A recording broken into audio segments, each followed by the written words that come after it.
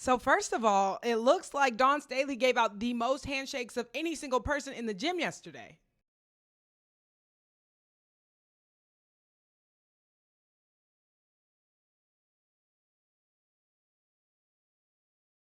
Shout out to Aisha Travels and more for that footage. But let's talk about the one handshake that everybody's talking about, or the lack thereof. So, as Gino mentioned, there is a handshake in the rule book that has to happen between two coaches who are playing in the Final Four games and the national championship. I confirmed that with someone who is familiar with the rules, but more importantly is the context. So, this handshake is supposed to take place after the starting lineups and both coaches are announced and they meet at half court on the sideline right in front of the scores table and they shake hands. It is customary, so he's not wrong in that sense. But the context I was given is the South Carolina starters were announced. Dawn, like most coaches, as the other team is being announced, they get into their huddle, continue to talk about the game plan. Coach, you know?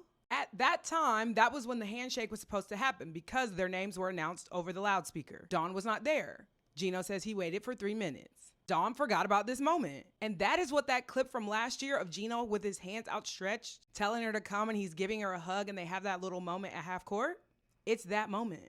So I don't know if he was upset that it happened 2 years in a row and she didn't remember, but I'm not sure why he felt so disrespected. When you're in the huddle, your back is to everyone. As far as she's concerned, her team is the only thing that is important in that moment. So I can totally see why she would not have noticed that Gino was standing at half court. Anyway, seems like an absurd thing to take issue with at that given moment. So yeah, that's the context, and hopefully this is the last we'll be talking about it. But like Dawn said, she will address it. It just will not be today because she is focused on a national championship. And you know what? Period.